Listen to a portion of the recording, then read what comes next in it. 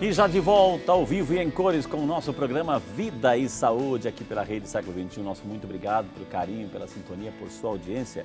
Hoje estamos falando sobre doenças do inverno. Conosco um dos maiores especialistas, o Dr. Rodrigo Angerami, médico infectologista, trabalha no Hospital de Clínicas da Unicamp e também na Vigilância em Saúde de Campinas. Ele que está brilhantemente aqui respondendo todas as nossas dúvidas sobre doenças próprias do inverno. Já aprendemos a diferença do resfriado, de gripe, pneumonia. E começamos a falar ainda sobre vacinas. Doutor, ainda nesse quadro de prevenção, né? Vacinas, por que é importante a vacina, doutor? Bom, as vacinas como um todo talvez tenham sido um dos grandes avanços da medicina quando nós falamos de prevenção, controle e até eliminação de doenças. No caso da gripe, nós estamos falando de, notadamente, prevenção. Utilizar a vacina para a gripe no âmbito de controle ainda é um sonho um pouco distante, mas para prevenção individual, ou seja, os indivíduos vacinados se protegerem não apenas contra a infecção, mas também contra a evolução para formas graves, isso faz com que a vacina contra a gripe deva sim ser uma das medidas mais fortalecidas. Bom, a vacina é uma vacina extremamente segura, ela é uma vacina já utilizada há décadas, e é uma vacina que traz com ela alguns mitos que precisam ser derrubados. Por favor. Um deles é que a vacina causa gripe, Então, é importante que nós aproveitemos esse espaço, inclusive, para tentar desmistificar, A vacina não causa gripe. A vacina ela é feita com pedacinhos do vírus, pedacinhos incompletos. Ela não contém o vírus da gripe totalmente completo, ou seja, não existe uma partícula inteira completa, que seria a premissa para que causasse doença. Então, a vacina ela não causa gripe, porque ela não contém o vírus vivo. Apenas pequenos fragmentos que são capazes de estimular nosso sistema imunológico. A vacina, sim, pode trazer alguns pequenos eventos adversos. Muito embora seja uma vacina segura, os eventos adversos geralmente são autolimitados, febrícula, uma febre de 1 a 2 dias com duração, um pouco de desconforto local e tudo isso que nós chamamos de resolução espontânea que um analgésico pode resolver. Então, é uma vacina segura e não causa doença gripe. A vacina ela deve ser feita anualmente. Por quê? O vírus da gripe ele sofre pequenas mutações ao longo dos meses, ao longo do ano. Ele vai sofrendo mudanças, os vírus têm uma capacidade de sofrer adaptações bastante importantes. É isso que torna muito difícil nós termos uma vacina contra os vírus que proteja de uma maneira definitiva ao longo da vida, por conta da capacidade de mutação. Então, a vacina que é oferecida anualmente é uma vacina que estudou o vírus que circulou nos meses que antecedem a campanha de vacinação e há uma receita, para cada ano, há uma receita específica da vacina que vai ser utilizada naquela população. Então, essa vacina, ela sofre uma atualização, partindo-se dos vírus que foram identificados nos meses anteriores, de forma a garantir, então, que a vacina vai proteger contra o vírus que está circulando de fato. Essa é uma justificativa, a atualização. A outra justificativa é que o nosso sistema imunológico, muito embora produza anticorpos uma vez vacinados, esses anticorpos eles não continuam elevados ao longo do ano todo. Eles vão continuar elevados durante um período de 5, 6 meses e com o passar do tempo, essa quantidade de anticorpos vai caindo. Então, a vacinação anual ela também tem uma importância de relembrar o sistema imunológico a produzir os anticorpos e esses anticorpos estarem, depois de um período de queda, voltarem a subir para que no período de maior circulação do vírus, os anticorpos estejam ali para proteger o indivíduo contra o vírus.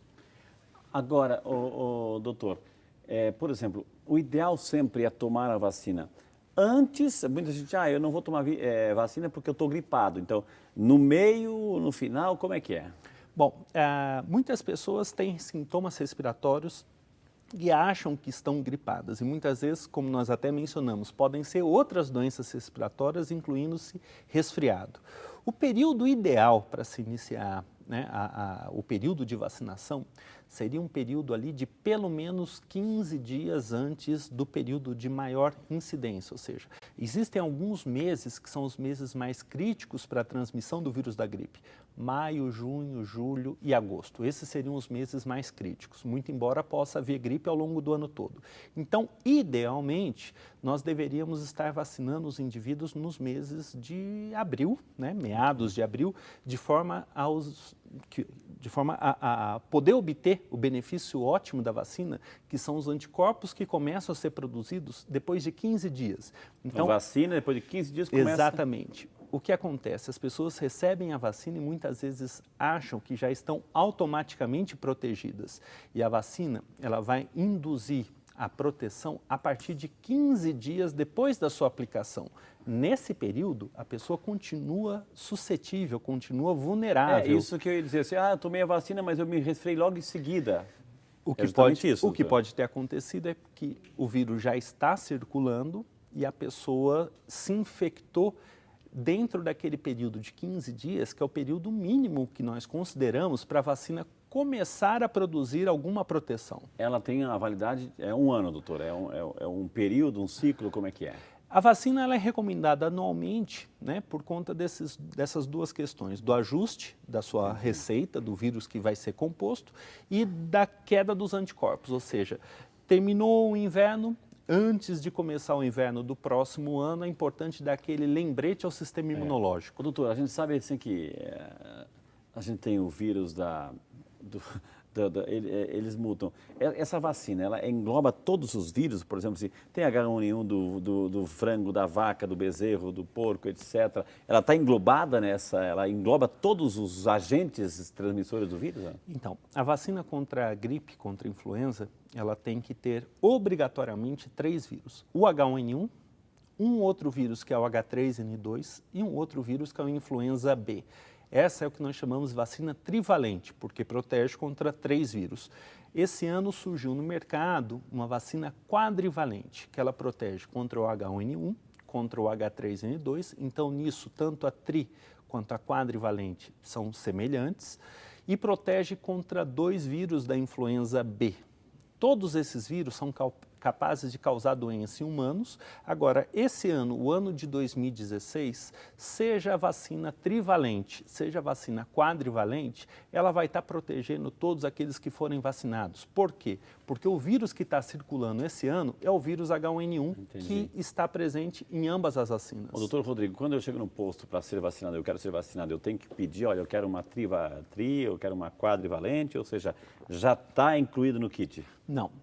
No âmbito do Sistema Único de Saúde, do Programa Nacional de Imunizações, a vacina que está sendo ofertada, assim como nos anos anteriores, é a trivalente.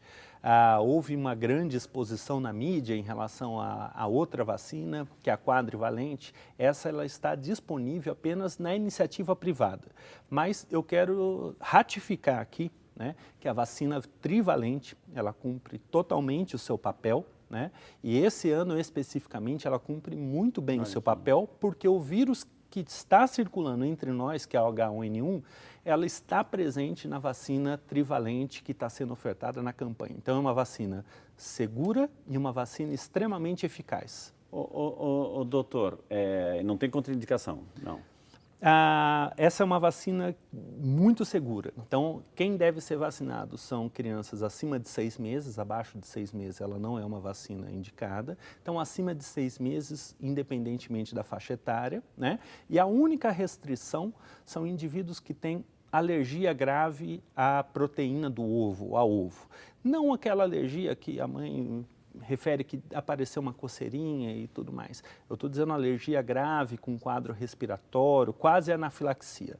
Nesses indivíduos, a vacina ela é contraindicada. Então, seria bom fazer um teste se eu tenho alergia ao ovo? Não, como o ovo, a proteína do ovo é uma proteína com a qual a gente convive diariamente em bolos, em sobremesas, em vários tipos de alimentos, a exposição ela ocorre muito precocemente e a identificação de eventuais eventos, né, relacionados à alergia ao ovo já seriam perceptíveis. Então é muito frequente as pessoas até mencionarem, olha, eu tive uma alergiazinha a ovo, mas isso é um evento extremamente raro, né, e que deve ser muito bem qualificado até para não fazer com que aquela pessoa deixe de se beneficiar da vacina por conta de uma falsa impressão de alergia ao ovo. As gestantes, doutora, assim, elas podem, devem, como é que é?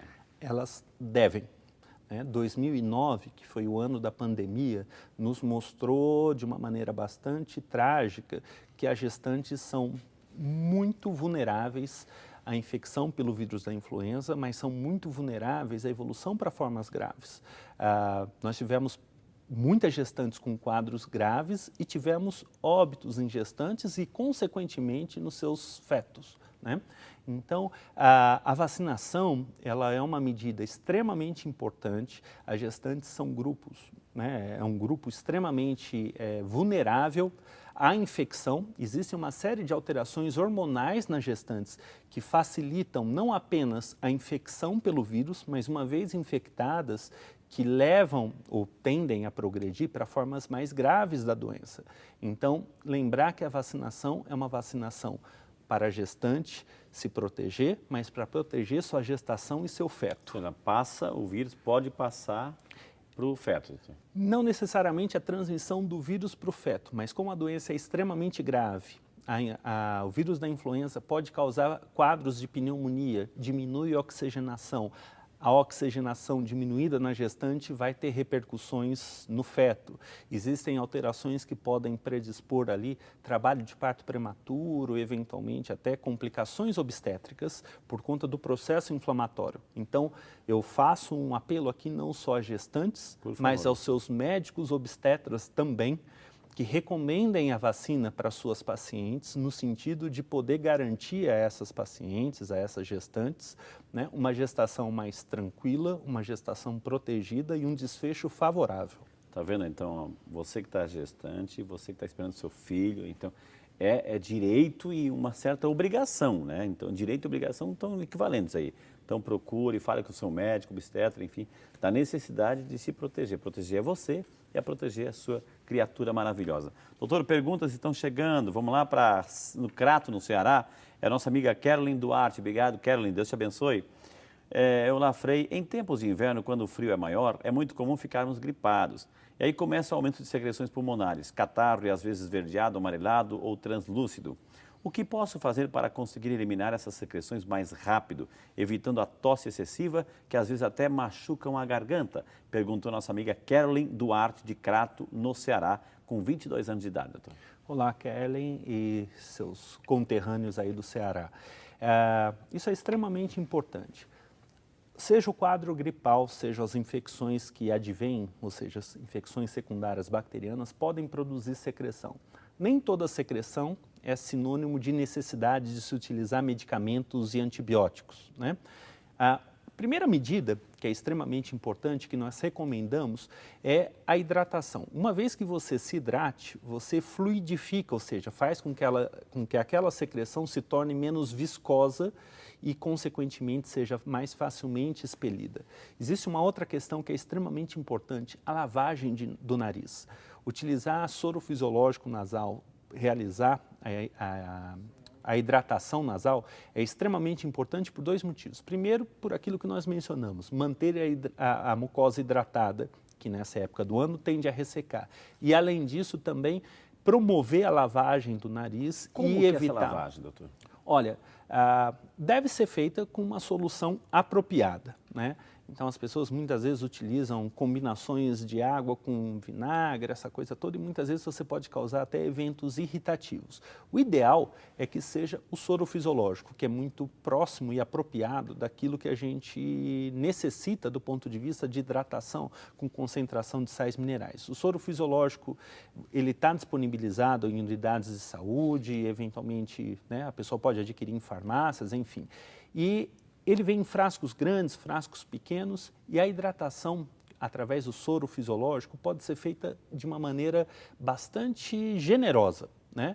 Idealmente deve ser utilizado com conta-gotas. Então, utilizar um conta-gotas higienizado, sem outros medicamentos, e ir recarregando com o soro fisiológico. E apertando aqui. E apertando ao longo do dia. Tem uns frascos, doutor, assim, que você coloca, tem um, né, e aperta, ele borrifa isso. Isso, esses já são produzidos especificamente para isso, mas existem algumas pessoas que acabam, seja pela limitação monetária, okay, né, você pode adquirir por valor, né, bastante reduzido, um frasco grande com soro fisiológico e utilizar um recipiente com conta-gotas que seria o suficiente.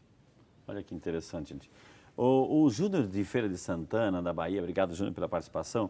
Ele está dizendo assim: Frei Rinaldo, doutor, sejam bem-vindos na minha casa. Obrigado, Júnior, Deus te abençoe, viu? Ele gostaria de saber por que as crianças são mais suscetíveis a terem gripe no inverno, doutor. Bom, as crianças, notadamente as menores de 5 anos, e dentre essas as menores de 2 anos, elas têm algumas condições imunológicas e anatômicas que as tornam mais vulneráveis a essas infecções. Então, o sistema imunológico dessas crianças, ele tende a ser um sistema imunológico ainda em fase de formação. Essas crianças, muitas vezes, têm ali um aumento das amígdalas, um aumento da adenoide, que são órgãos do nosso trato respiratório, que acabam muitas vezes obstruindo as vias aéreas, e ao obstruir, acaba havendo a retenção de secreção. Essa secreção ela pode se contaminar e virar uma sinusite, uma otite. Então, é uma combinação entre um sistema imunológico ainda em fase de maturação, de evolução, e algumas alterações anatômicas que são próprias da idade e que vão sofrer alterações conforme a criança cresça, né?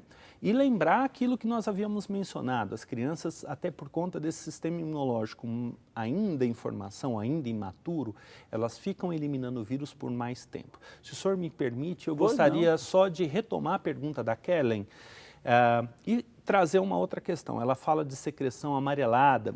Então, indivíduos que tiveram gripe e uma secreção a princípio hialina, e essa secreção muda de cor, ou seja, começa a ter expectoração esverdeada e percebe que o processo está se prolongando para além de 7 dias, secreção no nariz com dor de cabeça, muitas vezes até com desconforto na face, isso pode predizer uma sinusite bacteriana secundária, uma bronquite ou, eventualmente, em quadros mais graves, tosse com expectoração, febre, dor para respirar, uma pneumonia bacteriana.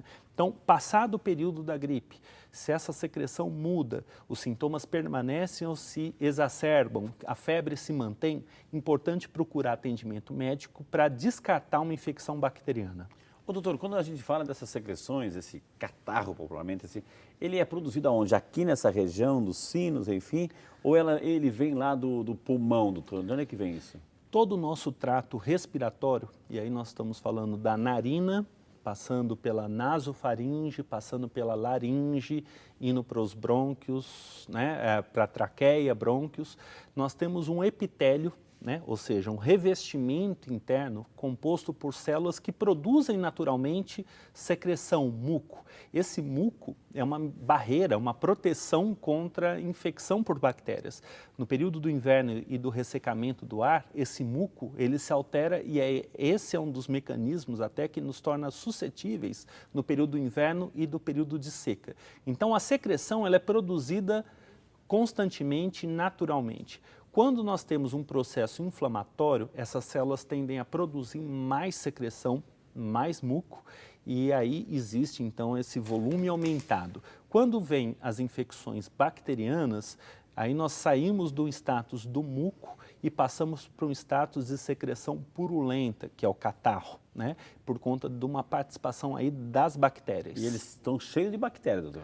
Eles têm... É uma cultura ali... Exatamente. Ali nós temos uma mistura de células de defesa com bactérias inteiras, resquícios de bactéria, mais o muco que já é produzido. Doutor, por que também, nessa época, quando se vai limpar o nariz, saem pequenos coágulos, né, de sangue, doutor? Então, nessa época do ano, como nós havíamos mencionado, a temperatura mais baixa e a umidade mais baixa faz com que a nossa mucosa nasal ela se resseque. Ao se ressecar, ela fica mais frágil, ela fica mais friável e ela tende, né, a sofrer pequenas rupturas. Ao sofrer essas pequenas rupturas, muitas vezes não perceptíveis, né, nós temos ali pequenos sangramentos. Então, a importância da hidratação, né, de manter temperaturas mais elevadas em ambientes mais fechados e a hidratação volumosa, generosa, é no sentido até de manter essa mucosa hidratada.